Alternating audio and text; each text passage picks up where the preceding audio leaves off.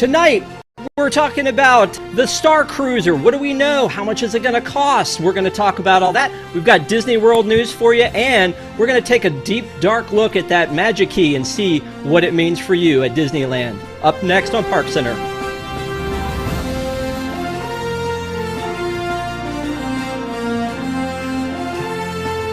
Hey guys, welcome to ParksCenter. I'm Rob Whiteside. I'll be your host for this show tonight, August 8th, 2021, and we've got a panel for you to talk about all kinds of fun things tonight. The first thing I want to do is introduce the panel. First time on the show, Coach Layton, how are you? How we doing? It's game time, everybody. We're excited to go. Apparently I'm a corporate sellout from all the WWNT merch. So, well, and God bless you for it. That's really what we're looking for, is more people who are going to be going to carouselproducts.com and merching up like you're doing over there. So thanks for the pep talk. Kamila Sanders, how are you tonight? Very good. And you can't really see it, but I also have my Disney Parks. Well, I have Disney Parks merch on, but it's like for Halloween, which is supposed to be dropping, I think, tonight on Shop Disney at midnight Pacific. So I'll be up for it. All right, I'm down. We can just like text and we'll live tweet the whole thing. It'd be great. That's right. And Rob, I'm going to call him Rob number 2. Rob B. What's going on, man? Bright suns, my friends. I'm also pimping my Disney swag. I don't know if you guys can see this. This is... Come on. Oh, that's nice. Alani? Actually, no. I picked up at Disneyland last Friday. Nice. Yes, we're all impressed. We're all dressed. No, I'm just kidding. So, again, thank you guys for joining us. If you have not joined us before, welcome to ParksCenter. Please give us a like as it helps people to find us. And tonight we're going to start off with a panel discussion about the Starcruiser. So, I don't know if you guys have heard, there's a hotel coming, and it's going to be a Star Wars hotel, and it's going to be in Orlando.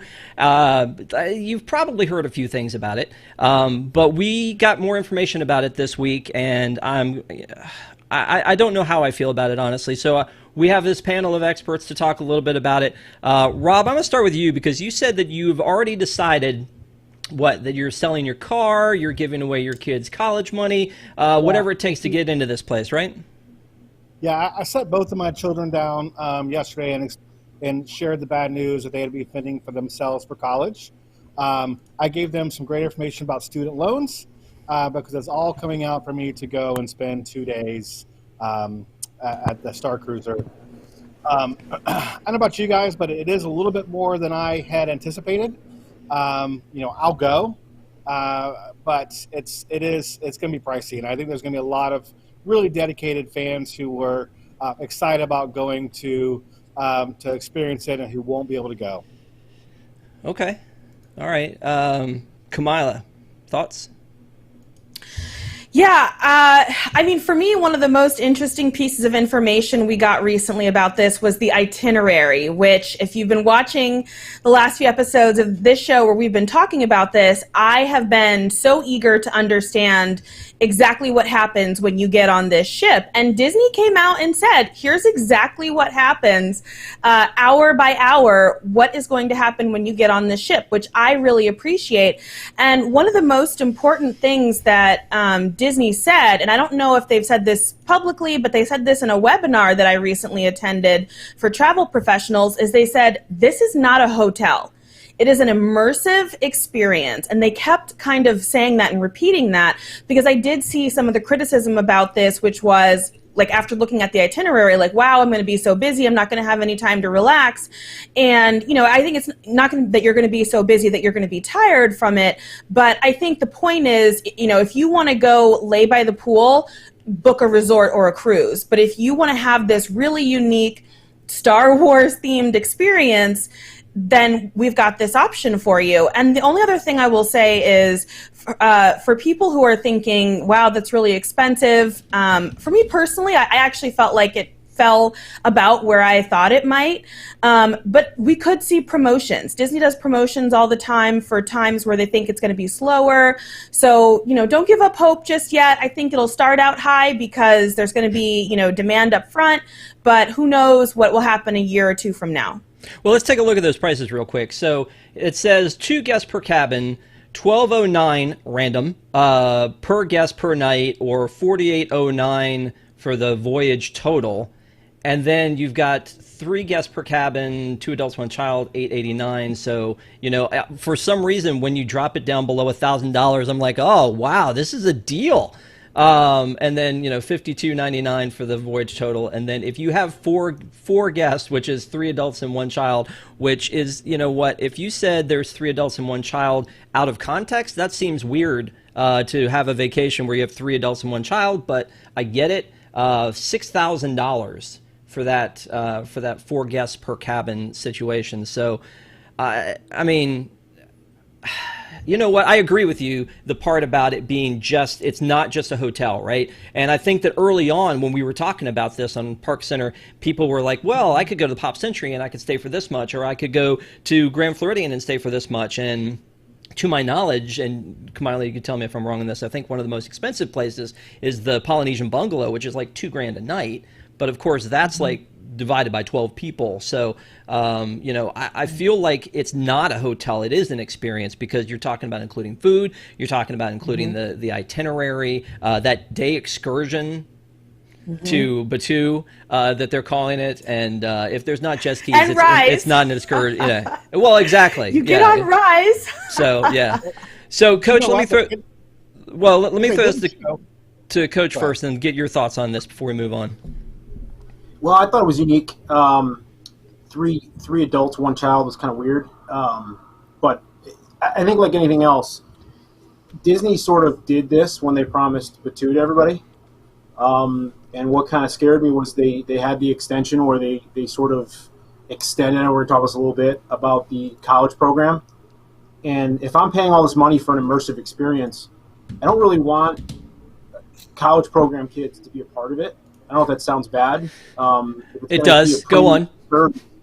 I think it's one of those things where you don't want necessarily some kid that's finishing up his internship to dictate your $6,000 experience. I doubt that they'll be that involved. I would hope not. But I think anybody that's been to Epcot that hasn't seen those cultural representations around the world, it's a different experience. And I think when you have, quote-unquote, the B Squad running it, it's a little scary to me. I think it's one of those things where we kind of have to wait and see if they're really going to deliver on the promises that they're talking about, because it is a lot of money. And the people that are going to be spending that premium price are going to have a very high expectation of what they are going for an experience. They're not going to hang out. They're going to be immersed in what's going on. And if it's not as good as advertised, there's going to be a lot of blowback for it. I do think that that's an interesting take about it, to the, relating it back to the international program. So you're saying we should bring in people from all over the galaxy to make this a really more worth it experience. I'm loving that. Rob, I'm sorry we stepped on you earlier. What were you going to say? Yeah, I was just going to say, notice they didn't show any cost for a single person. What about people like me who have no friends, whose family think I'm too much of a geek to go with me, and I end up going by myself? They don't even show it. Well, you know what, and do you think it has anything to do with that shirt? I mean, I'm just throwing that out there. It's a possibility. So let's talk about this though. When you're paying for this trip, you want to make sure that everybody gets a chance to do everything on this. And while I sort of get it, one of the things that came out across this was that children that are 7 or below 7 can't do lightsaber training. I mean, it's not a real blade. I mean, I know that it's a real lightsaber, but like, again, was somebody with kids, Coach, like, wouldn't this become a problem for a family of 4? Yeah, I think it's like we just got back, and one of the things we did, we had the kids build droids, and it was one of those things where you can't have one of your children build a droid. You have to have all of them or none of them. Which is the same reason why I haven't done Savi's workshop yet, because I can't justify being an adult walking out with a lightsaber and my son and my daughter looking at me going, "Really, Dad?" They get over it. They get over it. It's fine. And so I think it's one of those things where you really want to try to.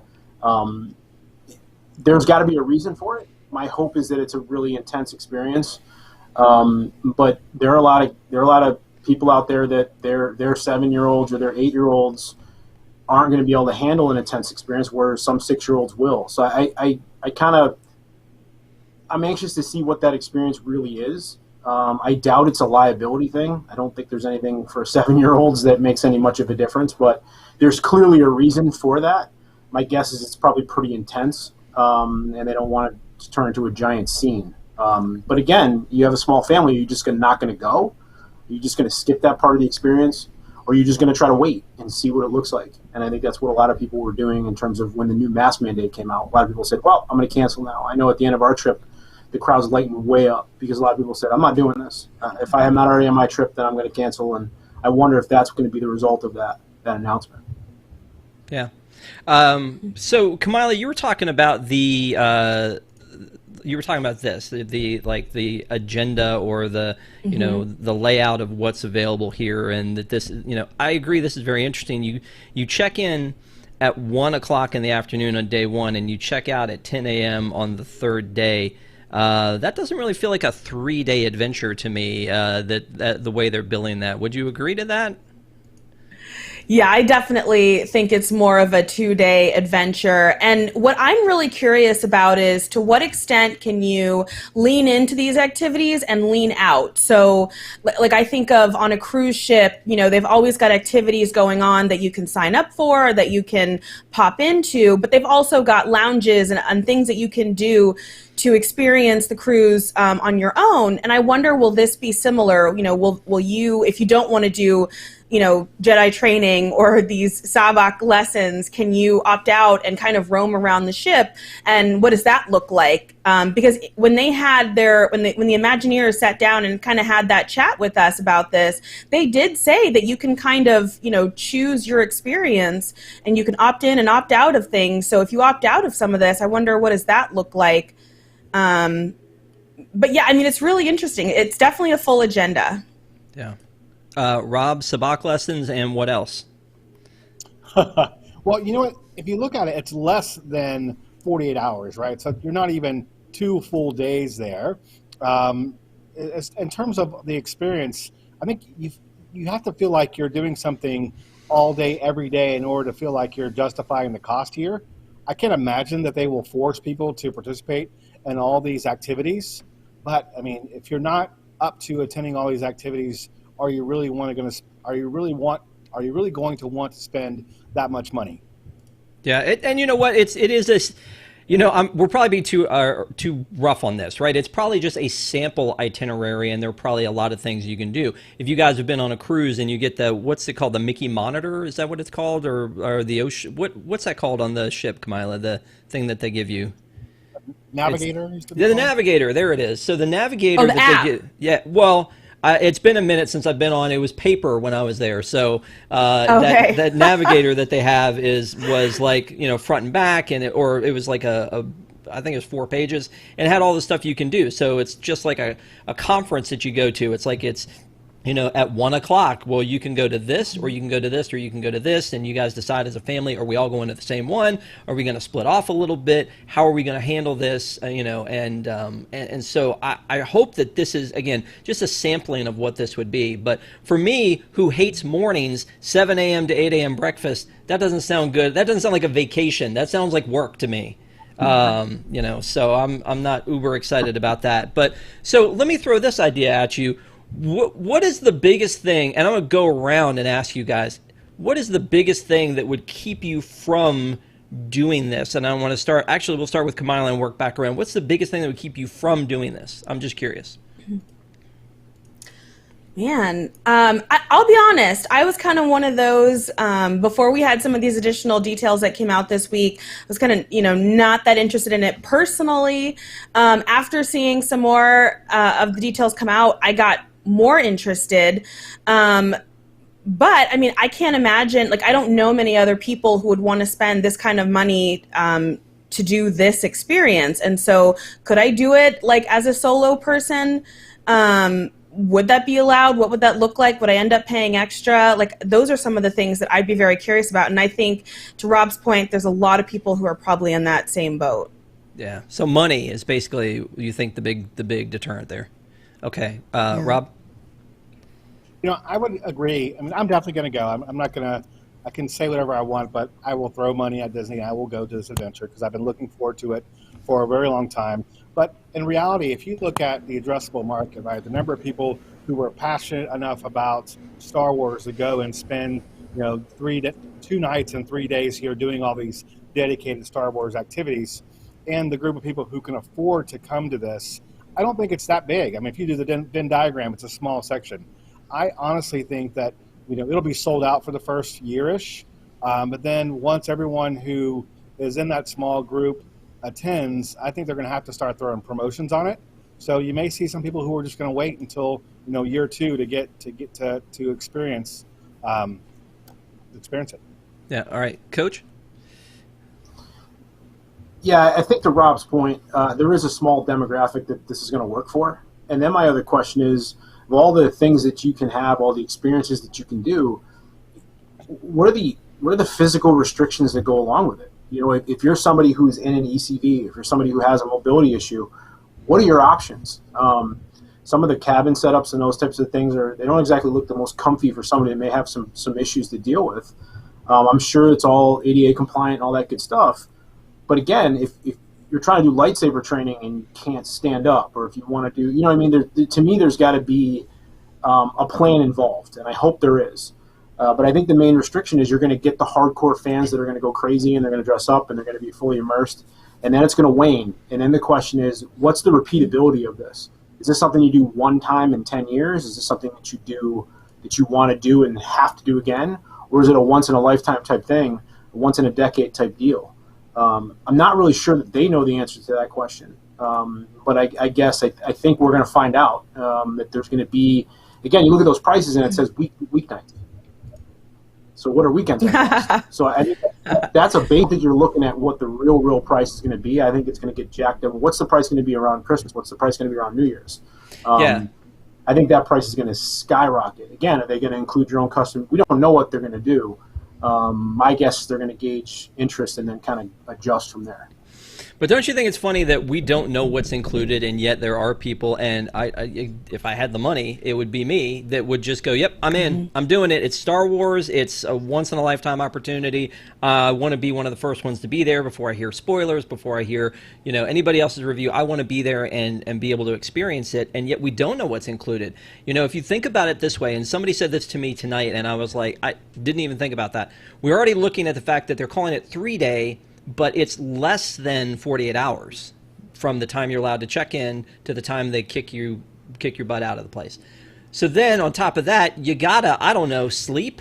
So, unless they're offering, and in a cruise they kind of have offerings like, overnight of things for people who are going to stay up later, and, midnight buffets and fireworks and all that kind of stuff. So it'll be interesting to see if they fill those hours overnight. But if they don't, and you're sleeping, and it's starting to not feel like a value. So I really hope they're going to give you something good. I mean, we have the thought that maybe you don't get to keep the really cool lightsaber that Josh D'Amaro showed off. That's just something that stays on the ship. And if that's the case, that's a bummer. But I want to then know, how can I get one, and who do I have to talk to? So then maybe that's not it. And if it's, you go to Batuu and a droid and a Savi's sword is included, I mean, you can get that anyway. So, I don't know what's included, but I think there's enough mania around this that I think we're just all looking at it going, we're going to do it. The other thing that came up to me, which is more like a ship, is that I said they were like, oh, well, you can leave anytime you want to, right? And I'm like, no, I don't think so. I think this is one of those things where they beam you up to the ship, or they take you up in the shuttle, and once you're on the it's not Star Trek, it's Star Wars. They take you up in a shuttle, and once you get there, you're kind of stuck until you take your excursion to Batuu. And they were like, I don't want to be stuck. That's something I don't want to do. Like, if I want to run out at midnight to Walgreens and get something, I want to be able to do that. But I mean, you don't get to do that on a cruise ship. Right, Kamala? Right. Yeah, and I think that's where I think we're really going to start to see Disney use this language of, this is not a hotel. It is an immersive experience. And so if you are going to participate, I think the expectation is that you would be there for, this 48 hours time frame. And the other thing that I really think we kind of glaze over, maybe somewhat awkwardly, when it comes to Galaxy's Edge often, is it really has always felt like it was built with adults in mind. You know, we always make fun of like these childless millennials or these people that don't have kids and maybe have some discretionary income as a result. But when you look at things like Savi's lightsaber experience, which is very easy to book most of the time because it's $220 to build this lightsaber. I mean, who's doing that? To Coach Layton's point, like for, you know, all of their kids individually. And the droid training has, you know, always been $100 plus, depending on, you know, how you want to put it together. So I just feel like it feels to me a little bit more like this is probably skewing towards an adult, older child type of family or group. And, you know, which I think is okay. I mean, you know, I think it's okay for Disney to have different types of experiences for different types of people. But, you know, I definitely have always felt like Galaxy's Edge felt like it was for more of an adult crowd, even just to the fact that you had Oga's Cantina, which was a bar that you could go to. Yeah. Okay. Well, so along those same lines, so yeah, I totally get what you're saying. It does really seem like it's more catered to like the dorks like me, and it's really funny. There was a Saturday Night Live commercial when Star Wars Force Awakens came out where they were talking about collecting all the figures and the little kids are playing, and then the grown men come in and they're like, "No, you're doing it wrong. You don't play with them like that. You play with them like this. And you got to keep in the package, and you got to, you know, do all this other stuff with them." And he's like, "I always get 3. One to take out of the package, one to keep in the package, and one just in case." And the little kid looks at him and goes, "In case of what?" And I mean, and it's like we're just grown children who want these experiences, and Disney is like, "Yep, we got you. What do we think you're going to pay for it as we go up?" So yeah, I agree with you on that. However, I want to talk about this. Let me talk about for a second the captain's table.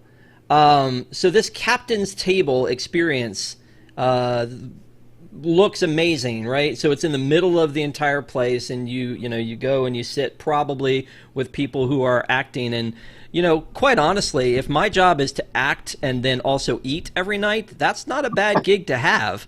You know, like, you know, Coach was talking about the college kids. They'd be like, "Give me that gig all day long." Some of this stuff we've talked about a little bit on the show before. The food just looks so weird and exotic, which is kind of cool.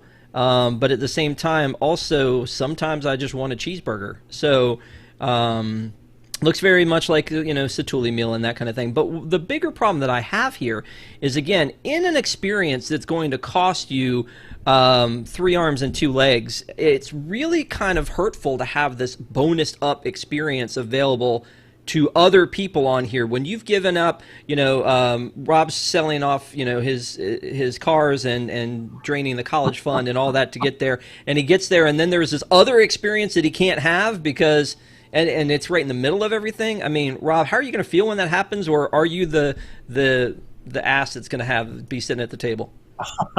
You know, honestly, I don't know that I will even justify doing that. But yeah, I will feel like a second-class citizen, not being able to sit at the captain's table. But I think there's more upcharges too, right? There's going to be a store on board. They're going to expect you to buy, or you're going to feel compelled to buy your Jedi robes or your other Imperial, you know, uniform, your First Order uniforms. Something tells me this is going to be much more expensive than just what you pay to attend. I don't like this. Absolutely, and on top of it, most people aren't going to fly all the way to Orlando just to, you know, and just go to the Galactic Starcruiser. I mean, you're going to probably stay at the park a few days before or a few days after. So, you know, the cost for the actual stay is just one component of the total vacation cost to come out here. So that's a great point. So you're probably going to like pair it up because you're not going to come down to Orlando for 2 days necessarily. I mean, some people might. You know, if this is a concierge experience, some people may fly down, do this, and then leave. So, you know, now I've got a whole bunch of other questions. Will they send your luggage over to Pop Century because, you know, that's the only one you can afford after this trip? Or will they, will they just kick you out and then you got to do all that on your own? You know, and let me go back to you on this, Kamila, because you said this is more like, it's not a hotel experience, it's more like a cruise experience. Mm-hmm. How does this because it's been so long since I've been on a cruise, obviously, because I'm used to paper and not apps. But how does this compare cost-wise and experience-wise? Because we're talking about things, again, upcharges and, extras and everything. How do they compare? I mean, I think it might be a little bit cheaper to book certain stateroom types on the Disney Wish, the brand new Disney Wish, than this experience. And, that could be for like a 3 to 4 day cruise. With everything, it depends on when you want to go and where you're trying to go. But, this is definitely one of the more expensive things you can do at Disney. And like I said, we'll see if this pricing holds and for how long. But it's interesting. It really, the booking process for this seems like it's going to work very similar to a cruise.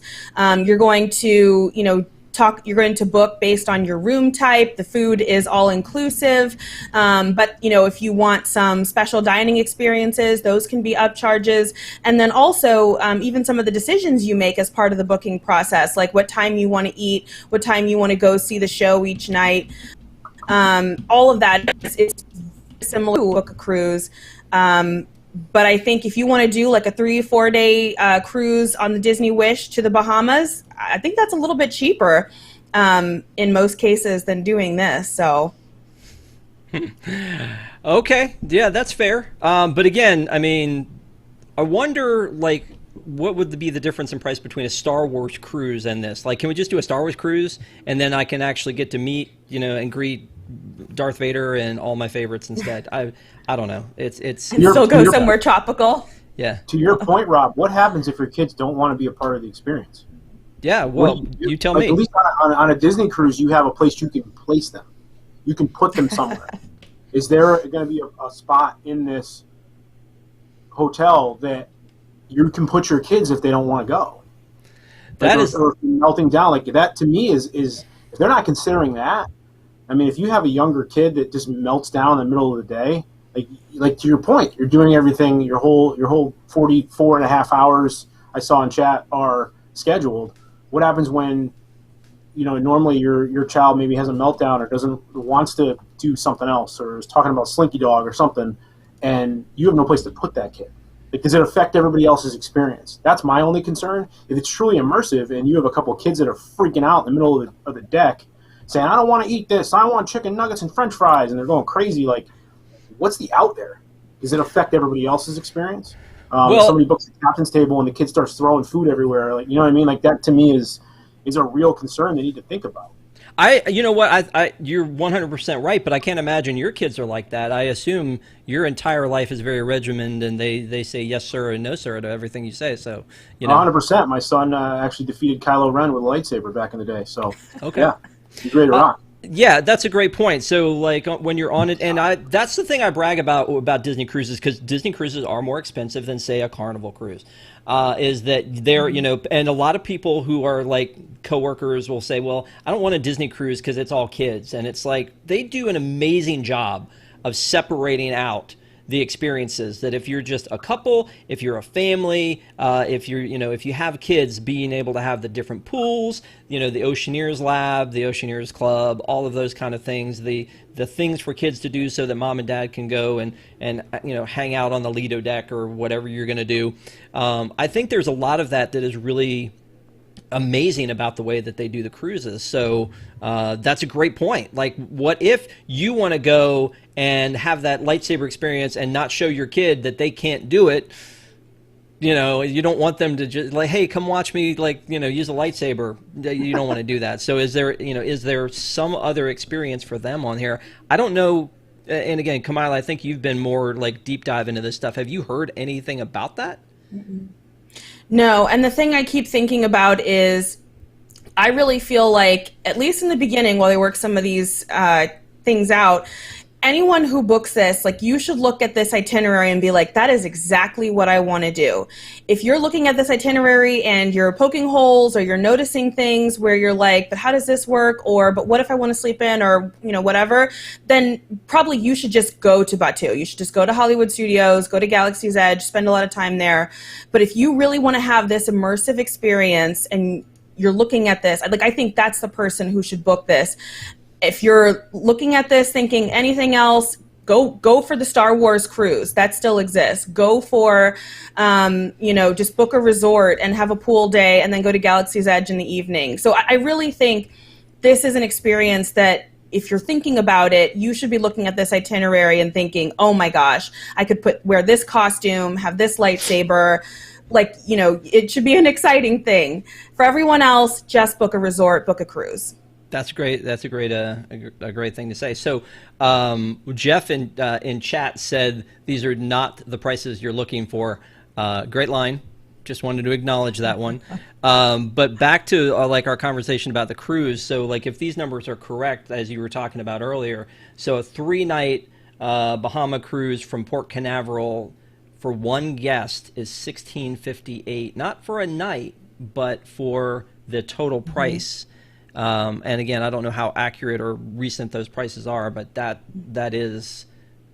means that the Star Wars experience is almost twice as much per person. That's kind of crazy. And you know what? When you look at it as like $6,000, I think a lot of people, for the 3 adults and 1 child, right? $6,000. So I think a lot of people spend that on a Disney trip. Right? I mean, but when they're spending that, they're going for a week. That includes their food, that includes their park tickets, that might include some souvenirs. But, as long as they're not staying top level, if they're just somewhere in between, levels, then $6,000 is about what they would spend for a week for that vacation. So I guess what we're seeing is that maybe people would, hopefully, if they're thinking responsibly, which I never do when it comes to Disney, ever, is that they're trying to budget and go, well, you know what? This year is the year we're going to go do Disneyland. Next year is the year we're going to do Disney World for a week, and the year after that is when we'll do this when it's quieted down a little bit, et cetera, et cetera. And also the thing about the cruise line is typically the first day it's a variable pricing. So the first day it launches is the lowest price. So as the cruise itself begins to fill up, pricing gets higher and higher. So if they're using the same model here, there could be a possibility that as it gets to 50, 60, 70% capacity, that it becomes even more expensive than it was on day one. Oh Lord. Okay. Well, that's not something I wanted to hear, Kamila. Yeah, no, and to Rob's point, I was just going to say they've got an extremely limited number of, I'll call them cabins, in terms of how many guests they can fit.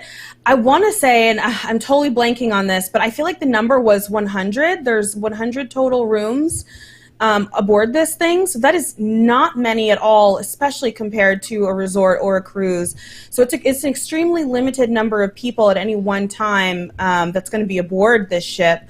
And so I think, that will kind of help with the scarcity piece of it as well. And then just the simple fact, there's nothing else that's like this. So, you can go to a theme park, you can go on a cruise, you can go to the Bahamas, you can do all of that, but can you go to, have this immersive experience if you're a Star Wars fan? This is something really new, and I think it's just hard to know how to evaluate it and what the market is really going to think of this. Yeah, I don't want to be that guy, but what if Rise breaks down all day?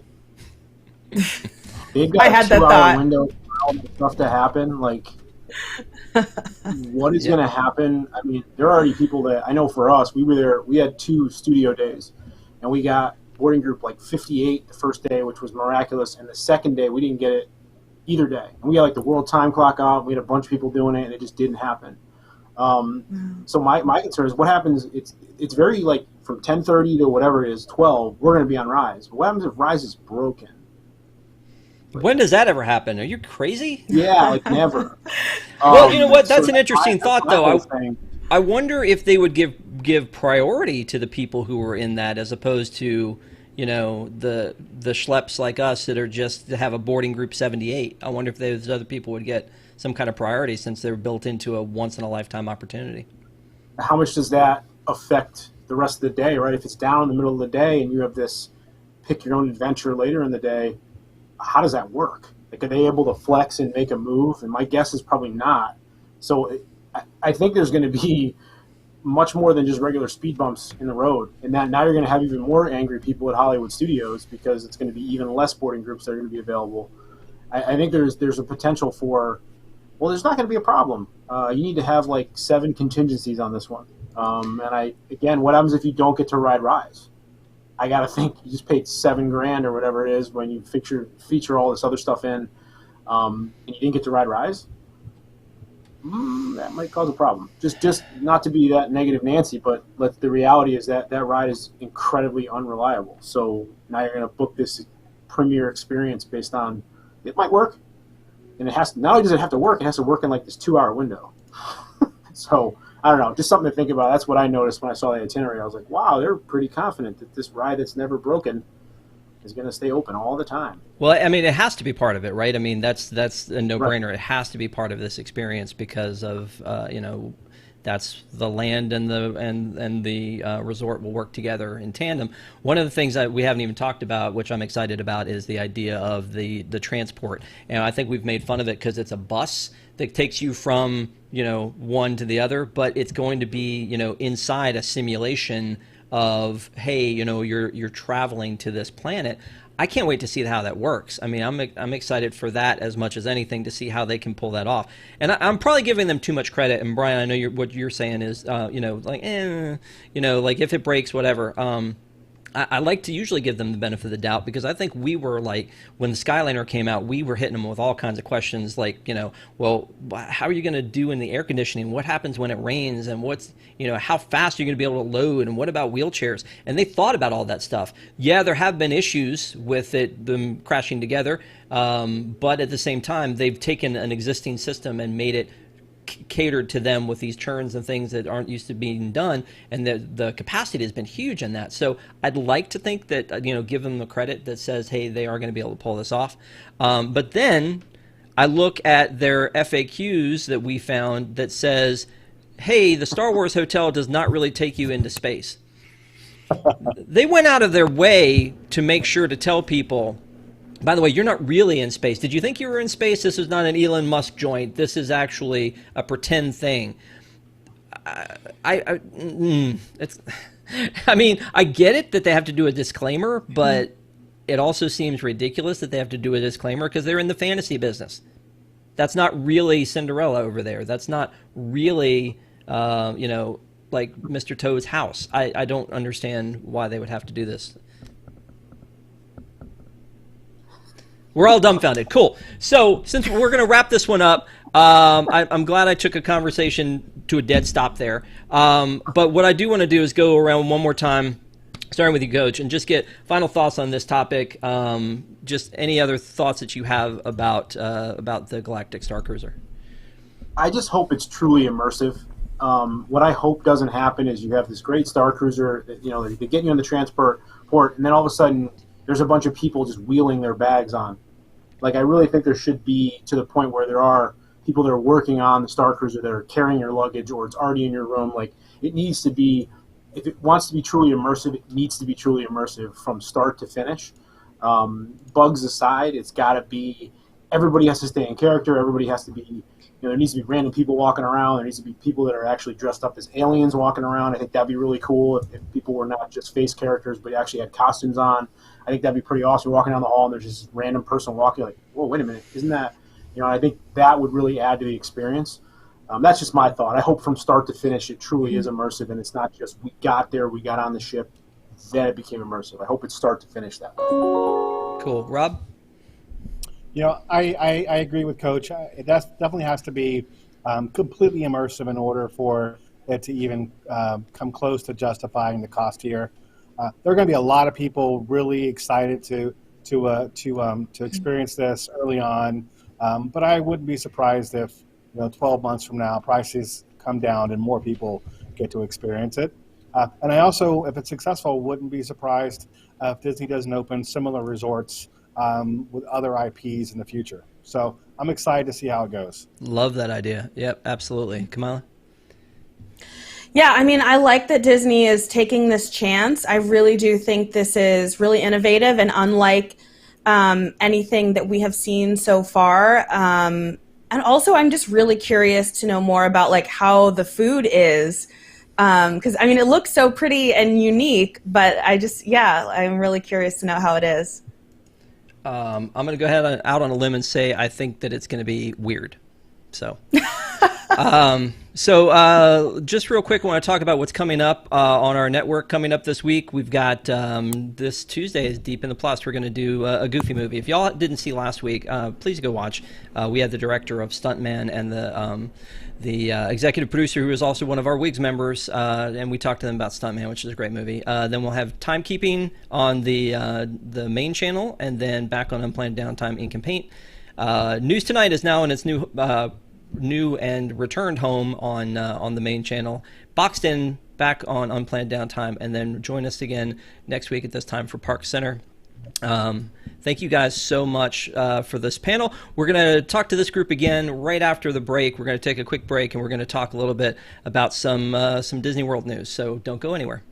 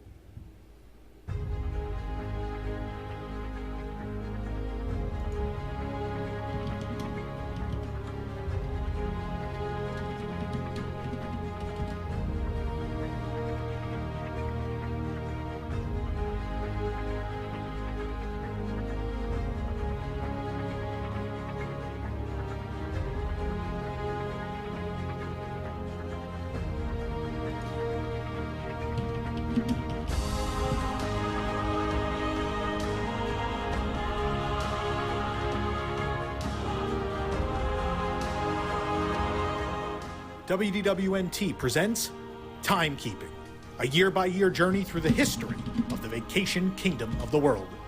Join us for the premiere Tuesdays at 10 p.m. Eastern, or watch on demand anytime on the WDW News Today YouTube channel.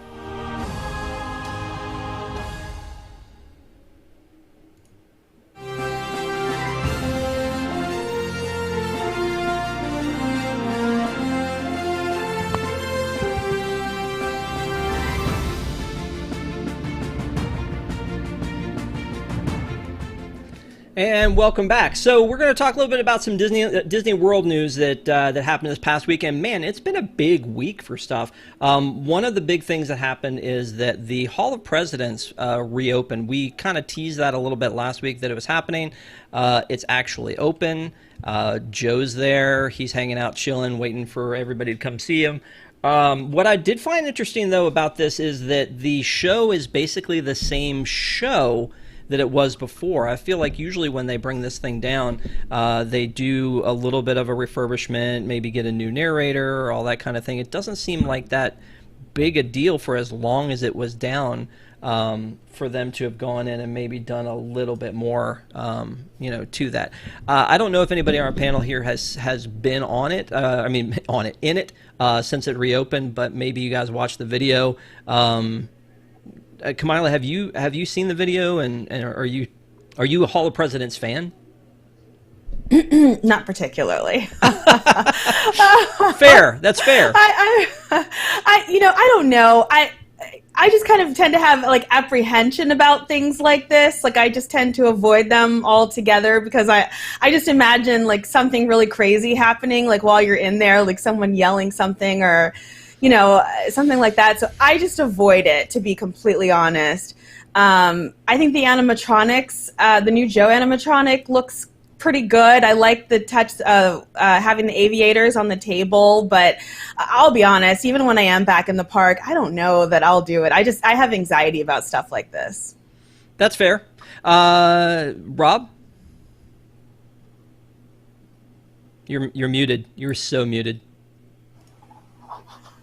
But that shirt isn't. Am I right? I actually love the Hall of Presidents. It's kind of a patriotic thing, but also there's typically rarely a wait, and it has great air conditioning. Oh yeah. So it is a place that I will oftentimes visit during the summer months. It's interesting to me that when we saw the President Trump animatronic, it didn't look very good when he was the main animatronic. Now they've moved him as kind of a stationary animatronic, and he actually looks much better. So I'm wondering if they're just having difficulties with all the additional functionality in the main animatronic that makes the face not look as realistic as the others. But that was an interesting thing. I don't think it. I mean, there's some likeness to President Biden, but it's not the best. No, I still claim that this picture looks way too much like George W. Bush. I really feel like it kind of does. And Coach, I'm sure your kids are like, Daddy, take us to Hall of Presidents. Yeah, well, we actually had some people in our group. I didn't go. We had other stuff going on, but we had some people that were a part of our trip. We just got back. They went on the ride. And kind of what I was told was that it was, even this is the news to anybody, the last few renditions of the presidents, the sculptures and the likenesses aren't very good. Somebody had said they felt like it felt like Palpatine. And he really didn't look like Joe Biden at all.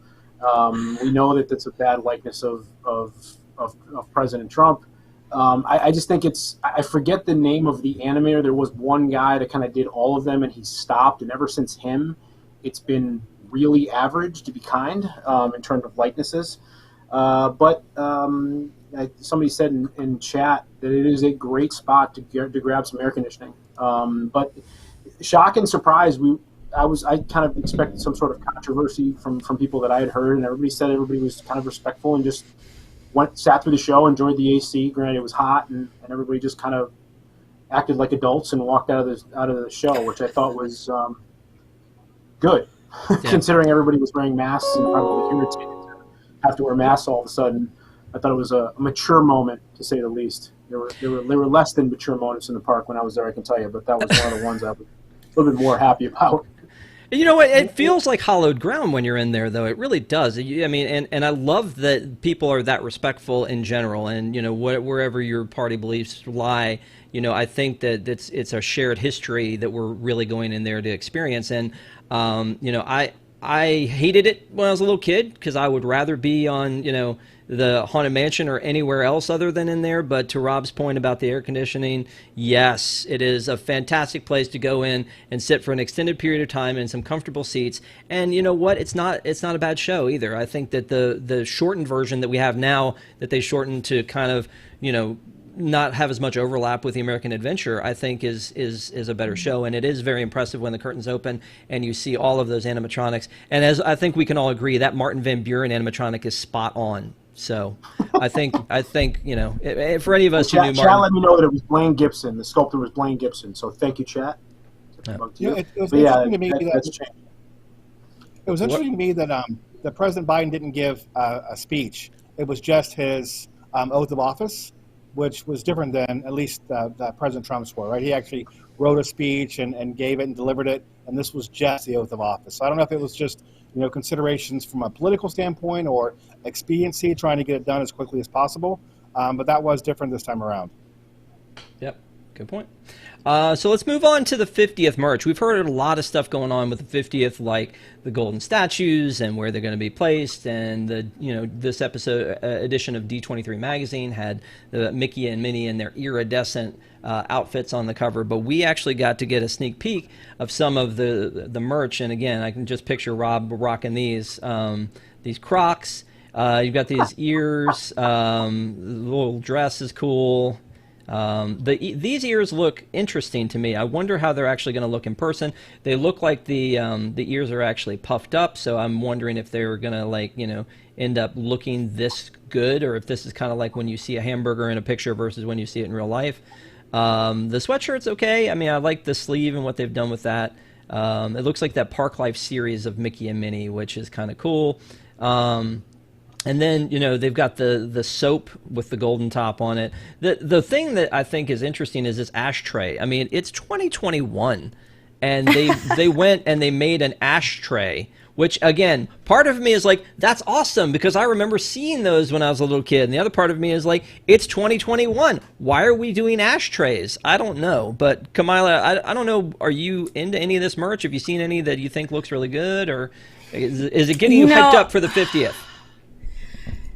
I hate this merch so much. And I am such a big Disney merch fan. Like, truly, I have so much. And, already I was talking about how excited I am to see the Halloween merch that's coming out tonight at midnight Pacific Standard Time. Be up, check it out. But the color scheme for me is really terrible. I really just don't like it. And I've looked at everything that they've been showing so far, the Tervis tumbler, which I usually love to grab those for any occasion. I just hate that blue color. Even the kind of more purple iridescent color that they're trying to do, I hate that too. I feel like maybe I would get those ears that had the kind of iridescent shine, but I kind of hate all of it, to be honest. And for me, who does not need an excuse to buy this stuff, I didn't think it was good. That's refreshing. Okay, I'm with you, Rob. This shirt, is this on your wish list? I mean, based on what you're wearing tonight, I feel like maybe that's going to be one you're going to want. Oh, you know it. I'm gonna be there waiting to push the button to get that bad boy. Yeah. I'll get you. We can be twinsies. Oh my gosh, twinsies! That is a dream come true for me. So here's the other thing: is there's this Vault collection coming, and this is the one that I think I think this is more in my wheelhouse. This Ringer shirt with opening 71. These plush animal, like the plush Mickey and Minnie, may be the best Mickey and Minnie I've seen in a long time. This thing just looks like it came right out of a box from 1971. I mean, spot on. Looks like it just came, and then poof. There's that ashtray. And then, of course, everybody, I think everybody back in 1971 probably had itchier backs, because I feel like back scratchers was like a bigger deal back then, maybe. I don't know. Maybe there was some other issue that was going on. But, Coach, I don't know if you're into merch other than your Donald back there. And also carouselproducts.com merch. But right. What are you thinking? I can answer that question, Rob. There was a lot more hair in the 70s. That's where the back scratchers come from. But no, in all seriousness, it looks like what Disney's doing is hedging bets, right? They're tapping into the nostalgia with the Vault collection, but they're getting the sort of got to be there for the 50th for 18 months general crowd. So I think they're trying to hedge their bets in terms of merch, trying to get a little bit of everybody. My guess would be the Vault merch is probably going to be a little bit more expensive. Going to tap into that nostalgia. I will say there were a lot of people looking for 50th merchandise when I was down there. People were looking for it. They were asking cast members. They wanted it. They had just put the 50 on the actual castle itself. And I know a lot of people don't necessarily like the way the castle looks, but I got to say in person, it looks a lot better than the pictures. We actually did a photo shoot with our family. I'm sure Kamila knows about it. You can, for very reasonable Capture price, your moment. Yeah, capture your moment. Yep. It is one of the best values, in my opinion, in the park. We had 2 PhotoPass photographers. We booked 2 sessions in a row, and we were able to photograph for 40 minutes basically everywhere we wanted to. And it actually saved a lot of our trip, because we didn't end up having to stop multiple PhotoPass people and take pictures in front of the castle. But to answer the merch question, Rob, there were people looking for merch everywhere. I don't know if it matters what they sell, because everyone was looking to buy it. And my guess is it's kind of hitting both markets. I'm more excited for the Vault stuff, obviously, but I think they're going to sell all of it. Really, the demand was very high when I was there. Let's talk about I don't know, this for a second. Who's going to wear this outfit? Kamila, Is that supposed to be enchantment merch? I mean, maybe. What is that? I mean, I think the reality is there's definitely, I think of the Disney influencers on Instagram and other places.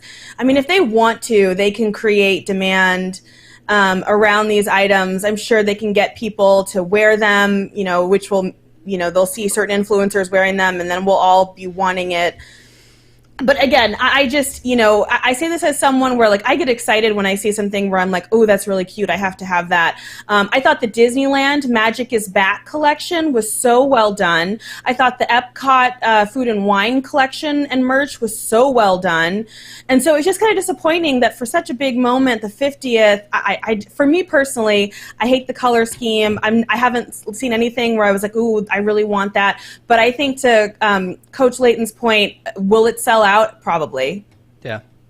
Okay. Well, it's going to sell out because the eBay resellers will be able to get their annual passes again before the material launch. So they'll be back with their bags, buying up all the 50th merch. Good riddance. Get it out of there. So let's talk a little bit real quick about the decor. I think, Kamila, you talked about how excited you are about the return of Halloween. Main Street's starting to look like a big old Halloween town. Yes. Yeah, this is. I mean, are you excited about this? This is a little. Is this too early for Halloween? I mean, that's the thing that I feel like. No, it's not. August 1st, we are in fall, okay? Disney starts putting out their things as soon as they can. I feel like this year it was literally August 1st. I could be wrong about that, but it was right around like the 1st or the 2nd. We started seeing some of those drapings go up. The pumpkins were starting to show up, at least the little ones that are kind of adorning a lot of the shops along Main Street. And I love the touches in so many of those. You look up at them. Like I saw there was one above the firehouse where it was like a bathroom sign. It was like a man and a woman and like a arrow, like meaning like bathroom is this way. Just like so kind of cheeky and fun. I love this time of year in the parks. I feel like this is the beginning of just months of fun because you go from Halloween right to Christmas and the other holidays. And yeah, I think it's just so cute. No, but I really think this is like the best time of the year to visit the parks, even though you don't get the cool weather if you are in Florida pretty much through October. But I love seeing this, and I'm excited. Honestly, August 1st, I'm ready. Okay. Just for time's sake, I want to kind of break through some other stuff because I don't think anybody else could add anything as eloquent as, yes, it is absolutely time. So the Squeak Peaks, we talked again a little bit about that last week, that they had announced that cast members are going to get to ride this thing early.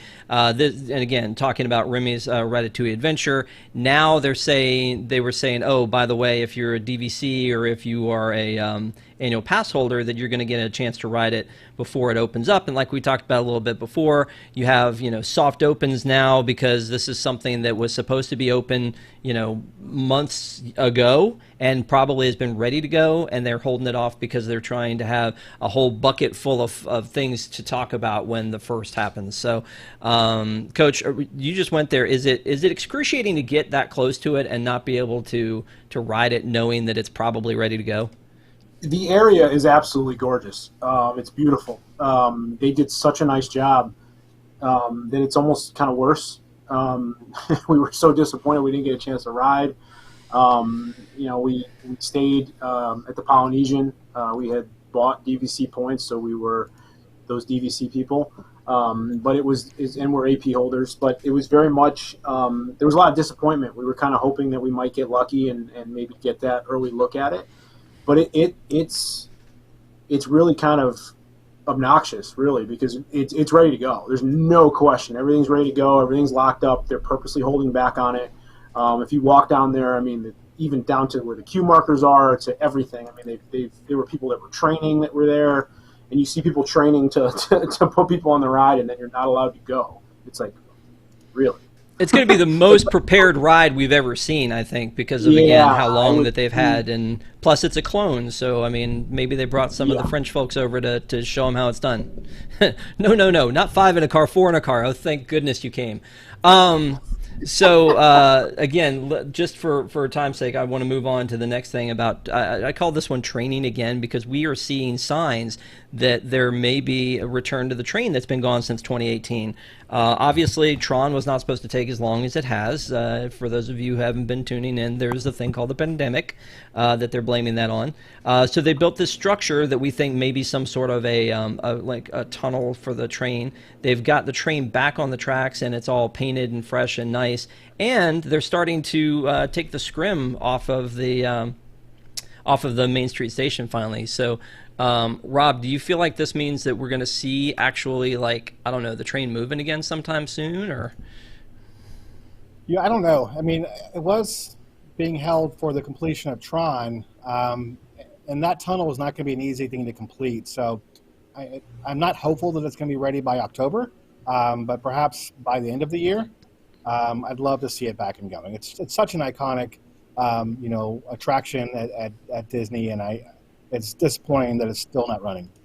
Yeah, I agree with you, because there's something kinetic about it when you come in, and it's like that's the thing that ties in Main Street, and you get to ride and see the the view of the entire park. And I mean, it was sorely missed when they took it down to make the Rivers of America smaller in Disneyland, and it was brought back to huge fanfare. But that one, again, I know pandemic, but that one worked on the timetable that they had. We don't actually have a timetable for when this thing's going to open, except fingers crossed that it would be open for October 1st, because, like, Kamila, can you imagine strolling in on, like, the 50th birthday and not seeing it? That was going to be what I was going to say, is I wouldn't be surprised if, like, that was, like, a magical thing that Disney was able to pull off, which is, here's the train back, because I just think that would make so many super fans so happy, and maybe they'd complain less about other things. Yeah, okay. Brian, thoughts? Yeah, I was there real quick, and I can tell you when they started to take the scrim stuff down, people were getting really excited about it. There was a level of excitement. I was kind of surprised. They were actually almost more excited than the Halloween stuff, which I thought would be the opposite. So it was definitely, I was somebody who went on the ride and have little kids and stuff, so I went on the Barnstormer and People Mover and the whole thing. They're definitely doing some trail work, some work on the outside of where the track is. So I think there is a plan. If I had to guess, they're gonna continue to roll stuff out and use that as something else within the 18 months that they can point to. Because to Rob's point, I think the first of the year is probably a pretty good guess based on what we've seen in terms of work. Because it's almost like they work a little bit on that tunnel and then they go right to the canopy, and then you know what I mean? It's very there's not real rhyme or reason to it in terms of how they're doing things. So. Hey, Coach, that's what I was going to ask you. I obviously, you were just there for an extended period of time, and I'm so jealous for the length of your trip. Did you see the tunnel? I mean, could you see much of the work being done there?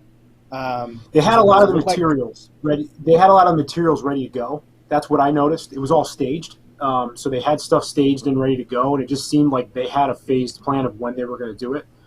They started to prep some of the ground early in our trip, and then kind of left it alone.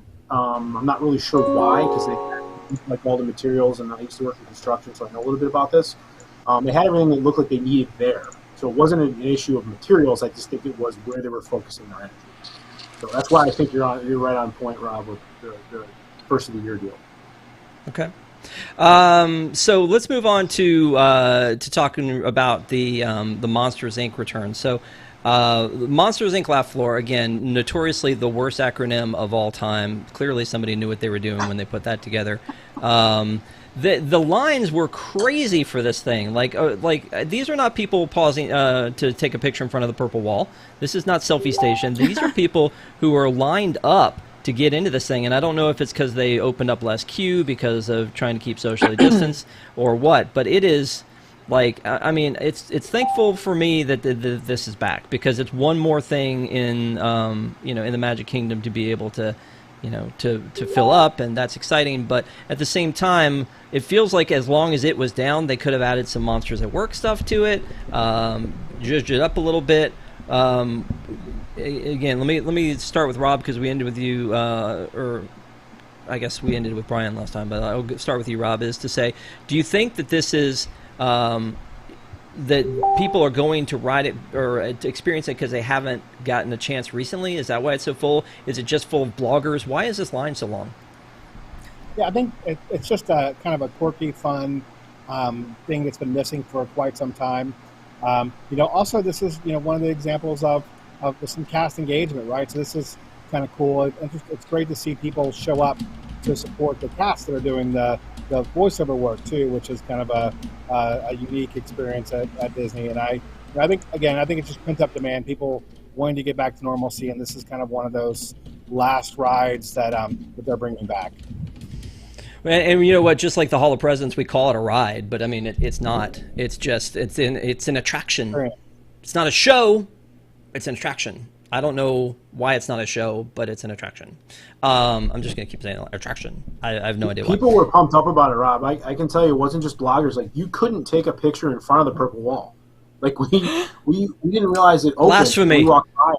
There was literally the queue went all the way through, almost to the Crystal Palace. I mean, it was that long of a queue, and we actually went on it, and it was, people were excited to have that live entertainment, to have that unique magic of, and of course I'm wearing the cast members or the magic shirt as I'm waiting in line, and it was one of those things where you had just that sense of entertainment again, and that's what makes Disney special. That's what differentiates it from Six Flags.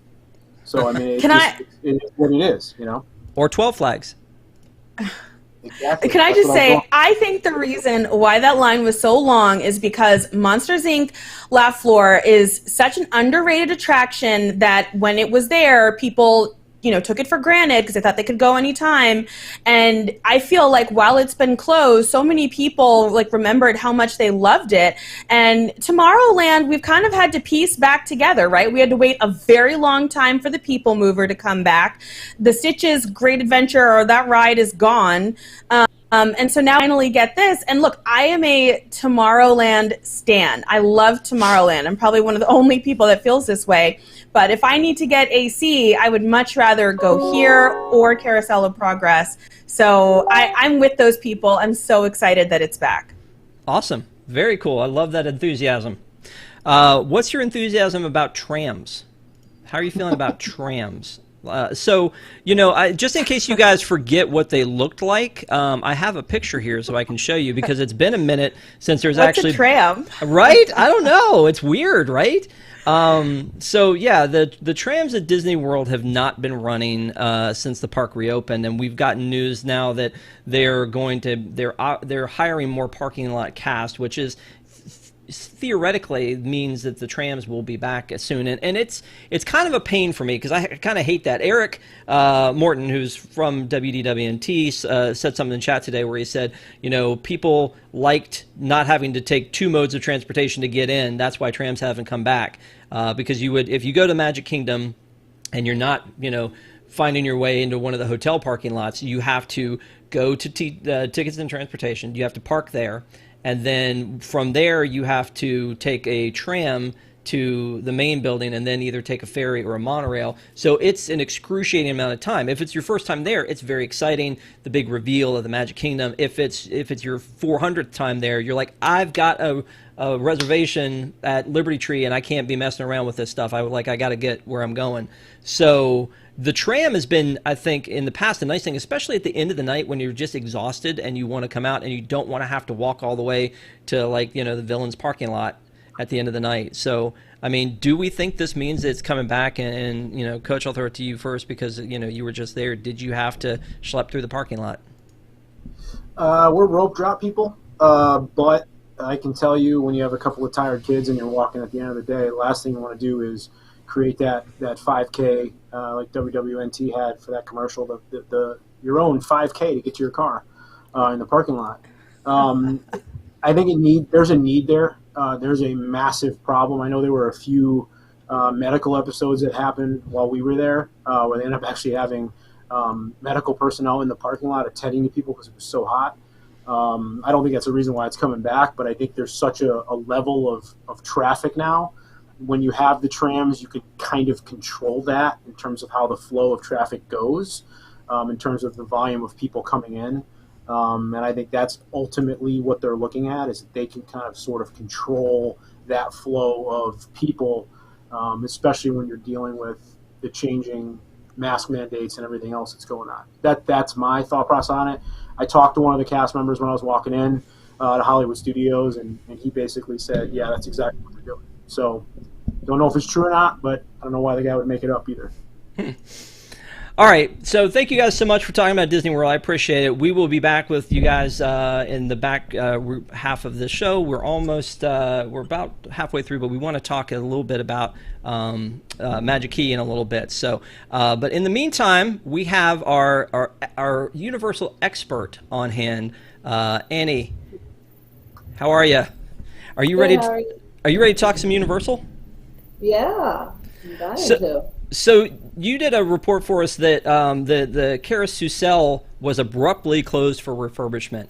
I don't know that I can function without Seuss stuff in my life. So, what's the deal with this? Is it coming back anytime soon? They're not too sure, but the team member that I spoke with said that they're hoping to have it back by Christmas. Whoa. This is obviously a big deal in Seuss Landing. They have, Grinchmas, they have the Hula Days and stuff. So to not have Carousel would be, devastating at the holidays. But I'm told that that's their hope is to have it by Christmas. Well, one of the other problems I have with that is when, I had little kids, you couldn't, there's not a ton of stuff for them to do at Islands because a lot of that stuff is height restricted. And so every little thing I feel like that exists in Seuss Landing is perfect for them, and take one thing out, it kind of till Christmas. That seems like there's a huge problem. What I was told is that it's structural and that it's not the actual ride, so that the carousel actually is functional and everything. It's just that it looks like it's the roof, from what I can see, is damaged. So once that gets repaired, then they'll hopefully open. But who knows how long that takes, especially when it's structural. No big deal, but it could collapse at any time. Got it. So let me ask you real quick, because we haven't checked in with you for a while. We know what the situation is with masks and crowds and things over at Disney, but at Universal, have you seen a difference in crowds recently? Have you seen are people complaining about masks? Or are they on their best behavior? How are things going over there? I've seen more people wearing them than, when they became, not required outdoors. I actually see more people now wearing them outdoors, surprisingly. Team members are required to wear them inside, but guests are only encouraged. So since no one is enforcing guests wearing them, and since it is just, I guess that would be loosely optional, I don't see that many more people wearing them inside, but I do see more people wearing them outside than I've seen in a while. And the crowds? Pretty good.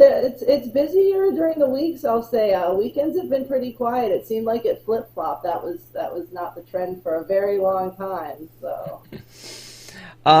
Okay, so speaking of crowds, we're about to come into Halloween Horror Nights. We've talked about this a few times on the show. It's creeping closer.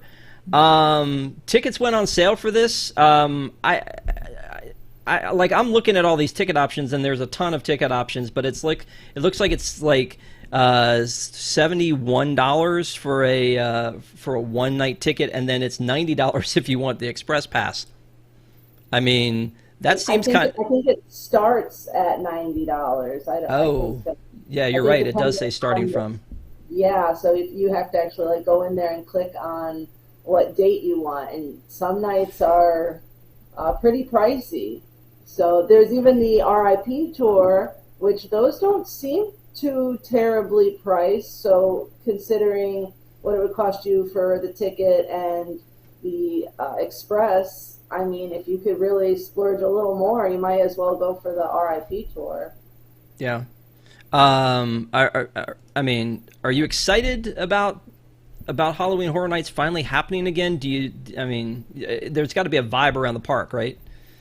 Yeah, they've been putting out some merchandise, trying to, hype people up. There's been Scare Zone construction all around the park that we've been reporting on. I noticed that today they now are having you could purchase a photo to be displayed of you inside the Halloween Horror Nights tribute store. we've got some information on the site about that. So that's kind of an exciting thing, that you can actually be part of the tribute store, have your photo in there. But I think everyone's just getting ready for this to be like full on, all the fog you can handle, twisted taters. Let's go all out this year. I'm excited about some of this merch. It actually looks pretty good. Like, we were just talking about the 50th merch for Disney, and it's kind of hit or miss, but this stuff looks on brand for, for the person who's a huge fan of horror. So, like, I mean, a lot of this is exciting. I see a lot of things about the icons. What can you tell me about that? They just announced the Icons Capture House. So over the years, they always have, an icon that represents kind of the year. And I'm not like a huge Halloween Horror Nights person, because I told you I'm kind of like a scaredy cat. That's fine. No judgment here. We're good. I remember seeing Jack. I remember seeing Chance. And so it's really nice to see that they're bringing all sorts of icons back, and so that people that have been fans for 30 years can say, I remember that, and then even the newer fans also can feel part of it. So I am excited for that. Awesome. Anything else, Horror Nights that's coming up that, I assume the parks are starting to look Horror Nights-ish, right? I mean, again, it's only August. They don't actually start until September, right? September 3rd is the opening. I think there's a team member preview on August 31st, maybe 30th. We've got the information on the site. So that I guess they'll be kind of, warming up with the team members before the actual event starts. But you do see a lot of construction around the park now. There's Halloween Horror Nights signs, 30 years, 30 fears. We saw a logo for Crypt TV in one of the scare zones. So I went and watched the short, there's like shorts that they do, like little short films, whatever. And one of them is Itsy Bitsy Spider. So I went and watched that yesterday, just because that looks like that's going to be part of that scare zone. What is it about, like, singing children's songs really, like, softly that's just creepy as all get out? They do it in Tower of Terror. It's like the little music box, that, like, creepy little music box sound. I don't know, something about that. Yeah, absolutely. Well, cool. All right. Well, we're going to hope that you can find some new gems for us in the parks, and we really appreciate you. Like, if you want to check out more of the stuff that Annie's been talking about, go to universalparksnewstoday.com. You can find out everything about Universal Parks and all of the cool little ins and outs that Annie finds on a daily basis for us. And so thank you so much. We appreciate it. And come back and give us an update sometime soon. I will. Thanks. Awesome. Thanks a lot. And we will be right back in a minute. We'll be talking about the Magic Key from Disneyland, and we will be meeting with our panel about that. So do not go away.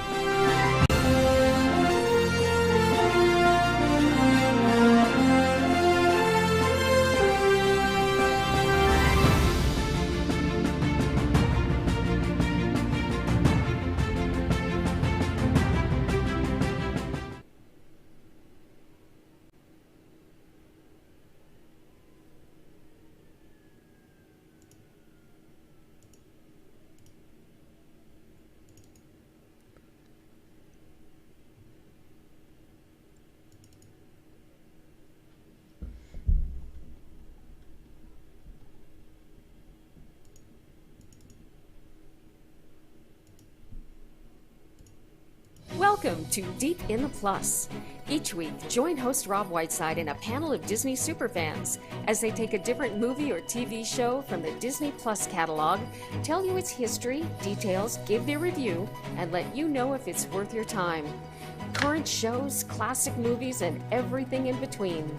Watch Deep in the Plus live Tuesday nights at 9 Eastern for new episodes. Or catch Deep in the Plus anytime on YouTube at unplanneddowntime.com.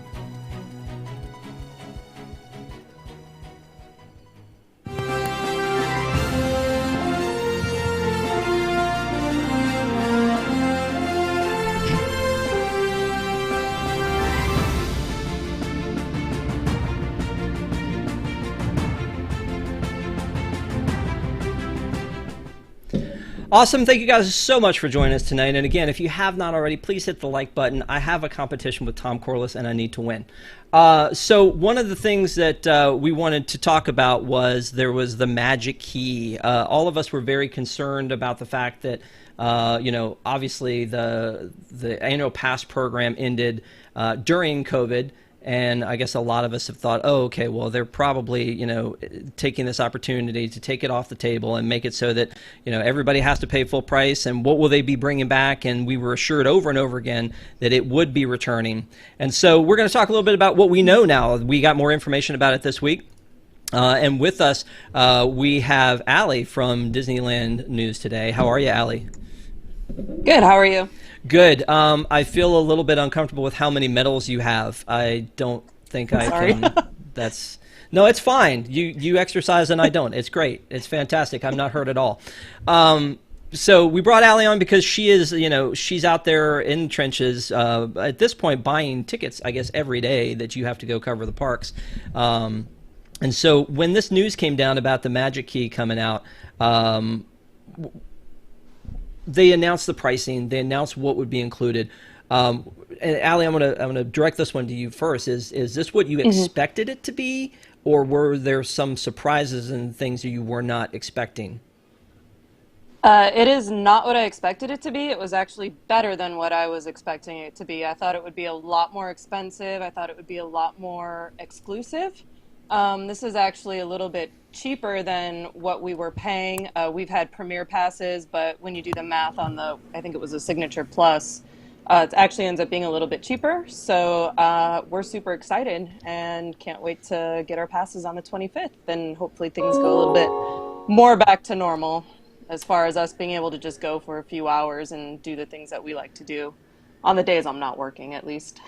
Yeah, August 25th, I will be with you. I'm going to be trying to get my, I was wrong one. Let me merge back to you. How you been?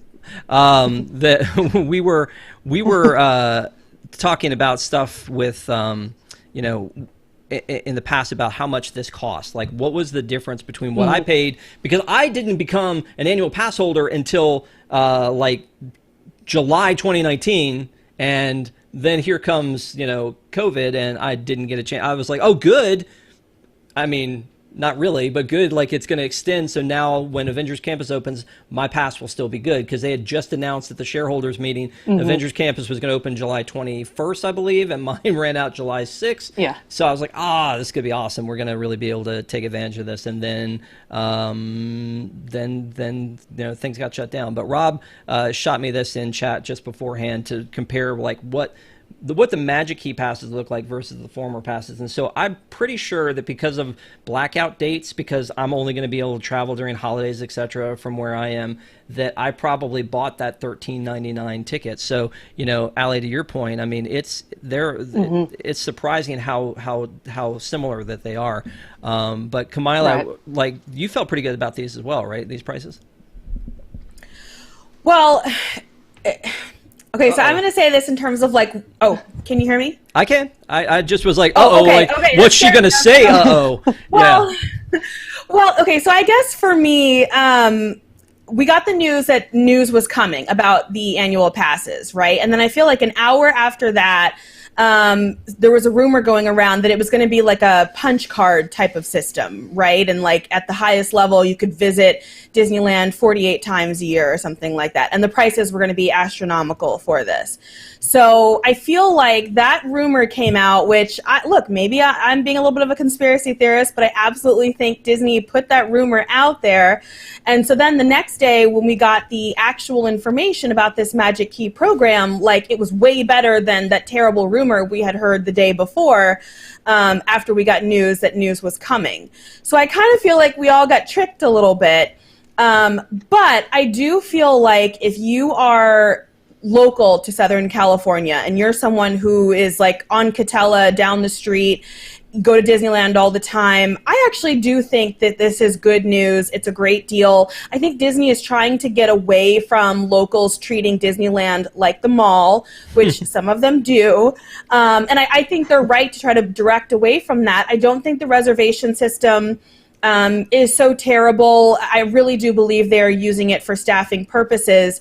For me, though, I'm someone who previously I had the Premier Pass, and so as someone who's out of state, I liked being able to drop into Disneyland or Disney World whenever I wanted to. And for work, I do a lot of business travel, so I never know when I could be in California, could be in Orlando, and so I liked kind of the flexibility of that. It was a one-time payment. Now I have to kind of reevaluate, does it make sense, and which of these make sense? And for anyone else out there who's thinking about it, especially if you're out of state, really take a look at the blackout dates for these things, because for most of us out of staters, the blackout dates really mean that the enchant key and the believe key are the only two, or no, sorry, the believe and the dream key are the only two that really make sense, because the other ones, like the weekends, are, you can almost never visit the weekends in some whole months. Yeah, so let's take a look at that. So the dream key is $1,400, and it's the only one that includes parking. And then you can have up to 6 reservations at one time, and obviously that's the one thing that's kind of the holdback versus what you could do before, like you said, treating it like the mall, walking up, going, hey, you know what? I'm just going to go to Disneyland tonight and check it out. Even if you have this, you only get those 6 theme park passes. So if you've reserved one for Halloween and you've reserved one for Christmas, and down the road, just like we see in Florida, we start to run out of them. But it also includes 20% off merch, 15% off select dining, and then if you get that believe key, that's where your blackout dates, I think, start to come into effect. And again, no parking is included in that.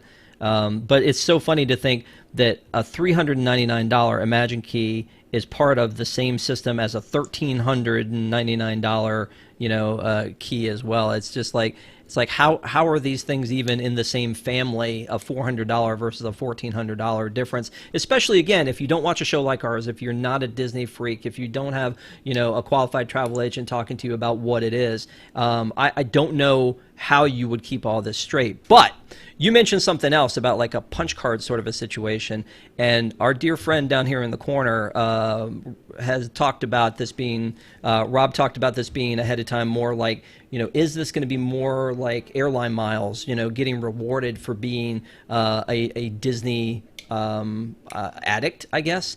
So Rob, once you saw this, were you disappointed? I think it's, well, yes and no. In terms of just being a pass, annual pass, it was actually much better than I had thought. I thought it would be much more expensive. I thought there'd be more blackouts than there were.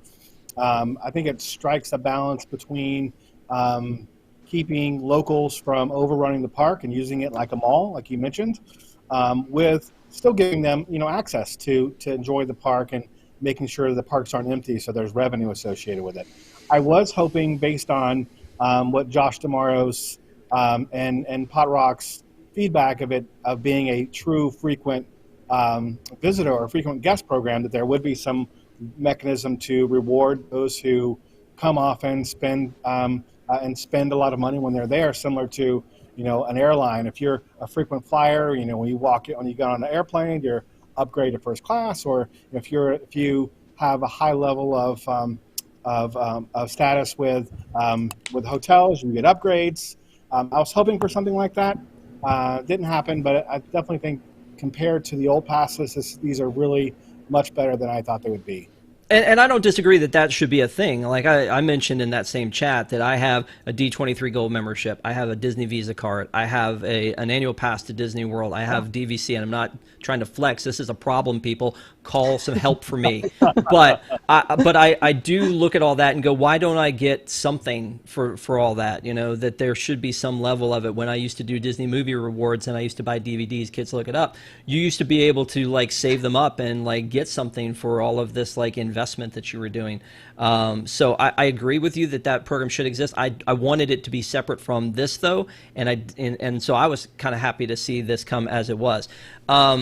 Allie, so you're out there where you talk to people all the time who are probably annual pass holders, who are probably the people who were using this like a mall. I mean, are most people happy about it? Have you heard some complaints about it? Like people are like, yeah, that's great, but this. I haven't heard any complaints from it. My friends that we know that all had annual passes are all excited that they're coming back.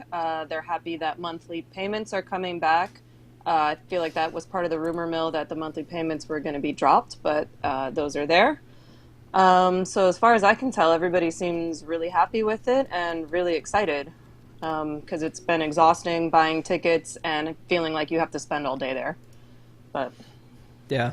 Well, and that's the thing, too, is that when you're an annual pass holder somewhere, you go, you know what, I'm just going to go in, I'm going to get a meal, I'm going to pop out, it's going to be fine. But if you're spending money to go into the park and you're buying that one-day ticket, you definitely want to rope drop and then shut the place down, don't you? Because, like, you're like, when am I going to get back again because of all the, you know, you have to act like a tourist. How dare they? I mean, it's kind of crazy that way.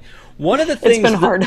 I know, and we feel your pain. We really do. I mean, I still have not been to Disneyland yet, and again, you know, I was just getting in a groove of loving to go. Had the annual pass for the first time in my life.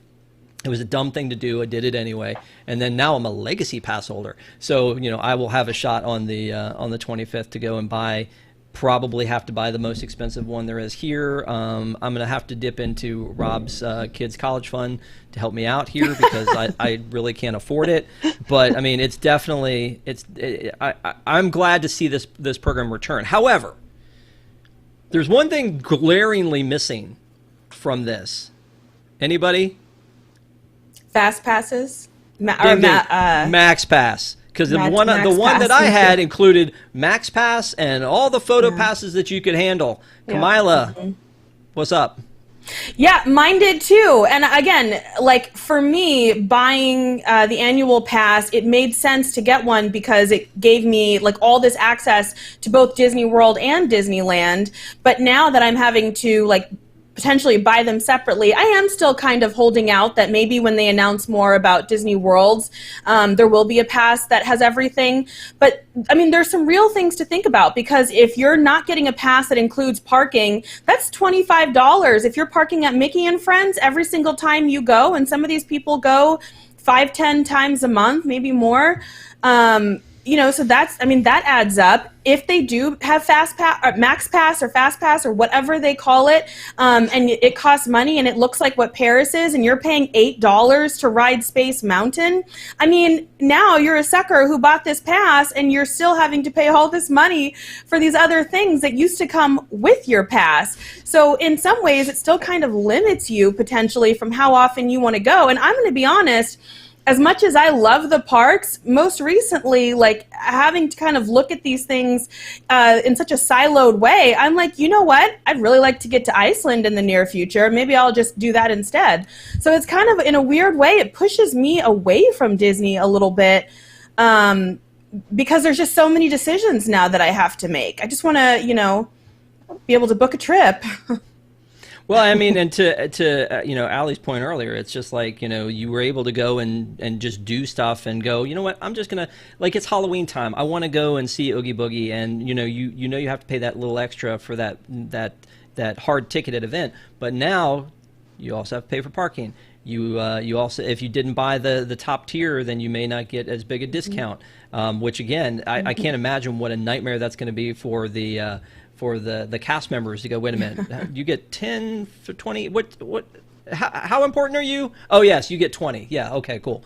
So I mean, that's going to be a problem. And then yeah, the Max Pass thing, that's the first thing I looked at because I bought that Premier Plus one because not only for the Blackout Dates, but because it included the Max Pass program, and I did like the Max Pass program.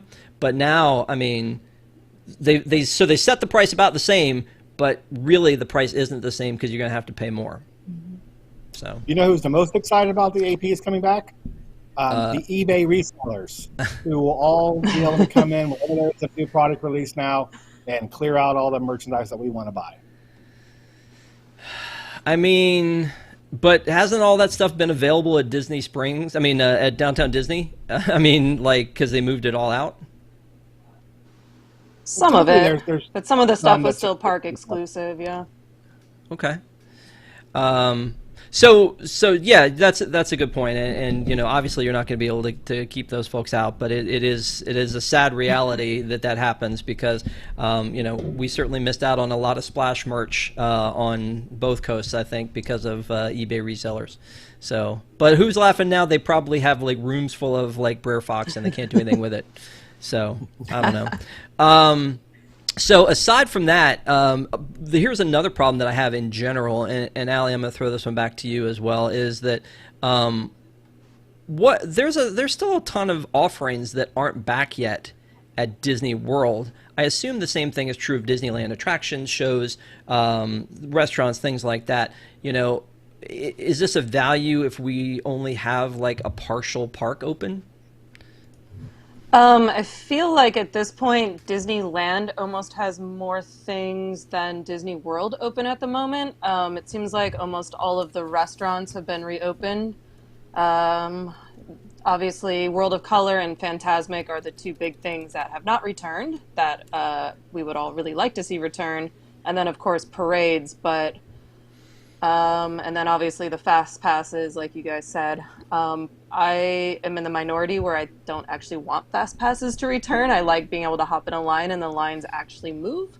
But like for me as a local, it's completely worth the price. We live like 30 minutes from Disneyland. We'll go once or twice a week, and we are super excited and super happy. Good.